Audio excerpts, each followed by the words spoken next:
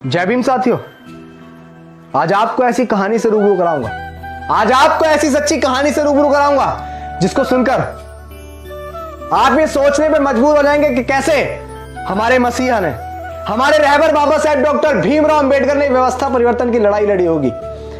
जो कहानी मैं आपके सामने पेश करने जा रहा हूं, ये एकदम सच्ची कहानी है, किसी व्यक्ति के ऊपर बीती हुई कहानी है।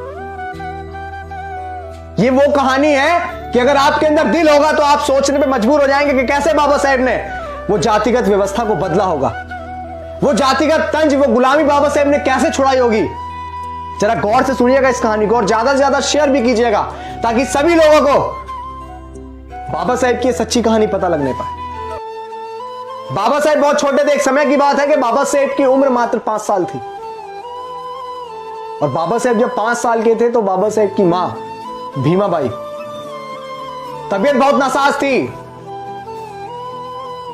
और उस छोटी सी उम्र में बाबा साहेब को उनकी मां छोड़कर चली गई। इस दुनिया से बाबा साहेब को उनकी मां छोड़कर चली गई। मात्र 5 साल की उम्र थी। आप सोचिए कि किसी बच्चे के सर से अगर मां का साया उठ जाए तो क्या वो अच्छे से अपने जीवन को जिएगा? क्या उसे वो प्यार मिल सकता है जो मां प्यार देती है? मात्र 5 साल की उम्र थी साथियों। ध्यान से सुनिएगा जो मैं कहना चाह रहा हूं। 5 साल की उम्र थी। पिता सूबेदार रामजी सकपाल जी, उनके मन में यह बात आई कि अब मेरे बेटे भीमा की उम्र हो चुकी है पढ़ाई की। शिक्षा, जिसको हम बोलते हैं कि शिक्षा जन्म सिद्ध अधिकार है,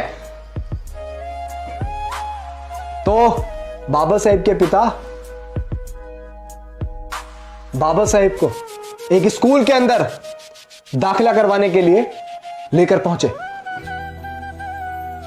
स्कूल के अंदर गए, प्रिंसिपल ऑफिस में पहुंचे तो प्रिंसिपल बाबा साहेब को देखकर बहुत खुश हुआ कि बहुत छोटा सा बच्चा, गोल मटोल सा और दिखने में बहुत सुंदर था। तो प्रिंसिपल बहुत खुश हुआ और उसने फॉर्म निकाला, पर्चा निकाला और बाबा साहेब का दाखिला करने के लिए वो फॉर्म भरने लगा। बाबा साहेब का नाम पूछा, पिता का नाम पूछा, पता पूछा, लेकिन जब पूछा फॉर्म के अंदर वो स्थान आया कि आपकी जाति क्या है, और जब बाबा साहेब के पिता ने बताया कि हम महार जाति से हैं, जब बाबा साहेब के पिता सूबेदार रामजी सकपाल जी ने बताया कि हमारी जाति जो है वो महार है, महार जाति, जिसको एक पुस्तक मनुस्मृति के अंदर शूद्र वर्ण में रखा गया, नीच जात बताया गया। जो आज कॉन्स्टिट्यूशन में हम कहते हैं ना कि शिक्षा जन्म सिद्ध अधिकार है, वो उस समय नहीं था। उस समय सिर्फ जातिगत अधिकार था। बाबा साहेब की उम्र 5 साल थी। बचपन में सर से मां का साया उठ गया। पिता ने पढ़ाने का सोचा, क्योंकि उनके बहुत सपने थे बाबा साहेब को लेकर।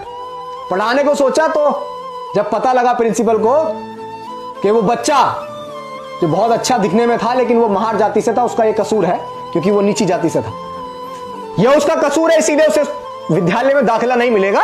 और उसका फॉर्म फाड़कर, फेंक कर और स्कूल के चपरासी को प्रिंसिपल ने आवाज मारकर बुलाया और बाबा साहेब को और उनके पिताजी सूबेदार रामजी सकपाल जी को धक्के मारकर स्कूल से बाहर निकलवा दिया। सिर्फ किस लिए? क्योंकि वो जाति से महार जाति के थे। आप सोचिए, वो छोटा सा बच्चा कोई और नहीं, हमारे रहबर थे, हमारे मसीहा बाबा साहेब डॉक्टर भीमराव अंबेडकर। जरा सोचिए कि उस बच्चे पे क्या बीती होगी। बचपन में सर से मां का साया हट जाता हो, सिर्फ मात्र 5 साल की उम्र में। जाति से महार थे तो नाई बाल भी नहीं काटता। बहुत सारी चीजें झेली बचपन में, जो प्यार मिलना चाहिए था वो प्यार नहीं मिला। सोचिए कि कैसे बाबा साहेब ने व्यवस्था परिवर्तन किया होगा, कैसे बाबा साहेब ने वो जाति, जो गुलामी हम पे थोपी गई हजारों साल की, वो गुलामी कैसे काटी होगी। जरा सोचिए। आज हम लोग अपने बच्चों को बहुत अच्छे अच्छे स्कूलों में दाखिला करवाते हैं। बाबा साहेब को स्कूल के अंदर दाखिला नहीं मिला, लेकिन हम जिस स्कूल में जाते हैं तो हमें सबसे पहले फैसिलिटी चाहिए होती है, वरना हम स्कूल में दाखिला नहीं करवाते हैं खुद। अगर स्कूल में अच्छी लाइट नहीं है तो हम नहीं पढ़ाएंगे अपने बच्चे। अगर स्कूल में एसी नहीं है, पंखे नहीं है तो हम नहीं पढ़ाएंगे। अच्छा पानी नहीं है तो हम नहीं पढ़ाएंगे। अच्छी बात है। बाबा साहेब कह के गए कि एक वक्त का खाना चाहे कम खाओ लेकिन अपने बच्चों को जरूर पढ़ाओ। वो इसीलिए क्योंकि शिक्षा का बहुत महत्व था। लेकिन वो बच्चा रुका नहीं, स्कूल से निकाल दिया गया, बहुत प्रयास किया, बहुत सारी चीजें हुई, लेकिन मैं आपको ये बताने का प्रयास कर रहा हूं कि सोचिए जिस बच्चे को स्कूल के अंदर दाखिला भी नहीं मिला, उस बच्चे की वजह से आज आपके बच्चे बहुत अच्छे अच्छे स्कूलों में पढ़ते हैं, बहुत अच्छी अच्छी लाइटें लगी हुई हैं। ऐसे स्कूल में आप अपने बच्चों का दाखिला करवाते हैं कि बहुत अच्छे अच्छे पंखे लगे हुए हैं। बाबा साहेब को तो दूर से पानी जो है डाला जाता था, लेकिन आपके बच्चे जिस स्कूल में पढ़ते हैं आप देखते हैं कि हमारे बच्चे को मैक्कोफिना पिलाएंगे, हमारे बच्चे को हम बिस्लरी पिलाएंगे। अच्छी बात है, बाबा साहेब हमें देके गए वो सारी चीजें, तो उन अधिकारों का हमें फायदा भी लेना चाहिए, लेकिन हमें भूलना नहीं चाहिए कि कितनी कुर्बानियों से, कितने संघर्षों के बाद ये सारी चीजें हमको मिली। आज हम लोग बड़े बड़े सेठ हो गए, आज हम लोगों को उस व्यक्ति का नाम लेने में शर्म आती है, शर्म आती है। क्यों हम किसी को बताएं कि हमारे मसीहा कौन थे? ये चीजें आपको ऐसे ही नहीं मिली है, बड़ा त्याग, बड़ा बलिदान हुआ है इन चीजों को आप तक पहुंचाने के लिए। आज इस देश में बताया जाता है कि पेट्रोल पंप पे काम करने वाला व्यक्ति इस देश का सबसे अमीर इंसान बना, और बहुत कम पढ़ा लिखा व्यक्ति क्रिकेट का भगवान बना। लेकिन इस चीज को चीख चीख के नहीं बताया जाता कि क्लासरूम के बाहर बैठकर पढ़ाई करने वाला बच्चा, जिसको 5 साल की उम्र में सिर्फ जाति के नाम पर उसे स्कूल से बाहर निकाल दिया गया, वो बच्चा इस देश का संविधान निर्माता बना। ये कभी नहीं पढ़ाया जाता है। क्यों? क्योंकि आज भी जातिगत मानसिकता लोगों के दिमाग में है, और हम जो लड़ाई लड़ रहे हैं वो जाति को खत्म करने की लड़ रहे हैं, इस देश में समानता लाने की लड़ रहे हैं, जो बाबा साहेब हमेशा लड़े। बाबा साहेब इस देश में इक्वालिटी चाहते थे। बाबा साहेब ने बचपन से ही सुख का मुंह भी नहीं देखा। सोचिए ना, जिसके सर से मां का साया उड़ जाता हो बहुत छोटी सी उम्र में, बहुत जल्दी शादी हो गई, लेकिन समाज सेवा का ऐसा जुनून सर पे सवार था, ऐसा जुनून सर पे सवार था, वो चाहते थे कि मेरी आने वाली पीढ़ी को ये सारी चीजें भोगने को ना मिले जो वो भोग रही हैं। जो चीजें उन्होंने सही वो मेरी आने वाली पीढ़ी ना सही, इसीलिए उन्होंने बहुत संघर्ष किया, बहुत काम किया, विदेश गए, विदेश में पढ़े, अपने लोगों के हक अधिकार के लिए हर जगह आवाज उठाई। लेकिन हमारे लोग आज गर्व से अपने आप को अंबेडकरवादी कहने में शर्म आती है लोगों को। कभी कभी सोचता हूं कि बाबा साहेब ने इतनी सारी लड़ाइयां क्यों लड़ी, किसके लिए लड़ी? क्योंकि जिनके लिए आज लड़ाइयां लड़ी वो लोग बाबा साहेब को भूल चुके हैं। वो लोग भूल चुके हैं कि कितनी मुश्किलों से ये कारवां यहां तक पहुंचा, और आज लोग इस कारवां में चलने को तैयार नहीं है। वो भूल चुके हैं कि अगर आज आप लोग काम नहीं करेंगे तो फिर हालात वही होंगे।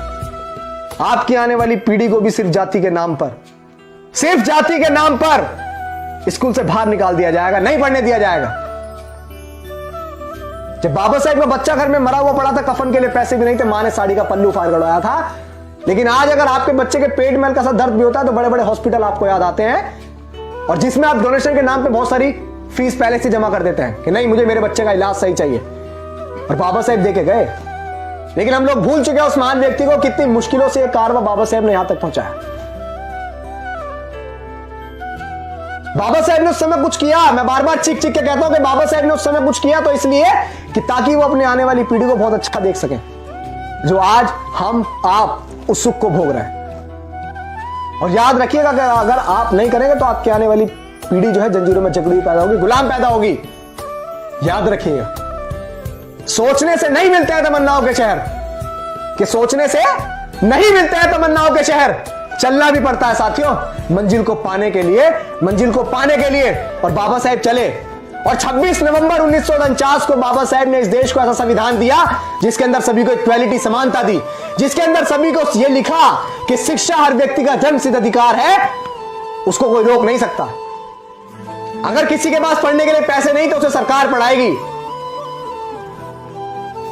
अगर किसी के पास खाने को पैसे नहीं तो उसे सरकार खिलाएगी। जाति के नाम पे किसी के साथ भेदभाव नहीं होगा,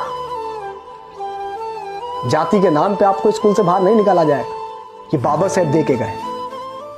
लेकिन आज चीजें वही हो रही, लोकतंत्र को खत्म करने का प्रयास किया जा रहा है, अभिव्यक्ति की आजादी को छीनने का प्रयास किया जा रहा है। मैं खुले तौर पे बोल रहा हूं, लेकिन हमारे लोग जिन्होंने दिया उस व्यक्ति को भूल चुके हैं। मैं दोबारा कहूंगा कि सोचने से नहीं मिलते हैं तमन्नाओं के शहर, चलना भी पड़ता है साथियों मंजिल को पाने के लिए, मंजिल को पाने के लिए। सोचिएगा मैंने क्या किया, ज्ञान विचार कीजिएगा इस बात पे। और गहराई से सोचेगा कि क्यों मैं इतना चिक चिक के आप लोगों को बार बार ये बात कहता हूं कि बाबा साहेब की मूवमेंट में चलिए, बाबा साहेब को घर घर तक पहुंचाइए। अरे यार, हम तो वो लोग हैं कि अगर किसी ने इतना सा भी एहसान हमारे ऊपर किया तो हम उसका एहसान जिंदगी भर नहीं भूलते हैं, लेकिन भूल रहे हम क्यों बाबा साहेब को भूल रहे हैं?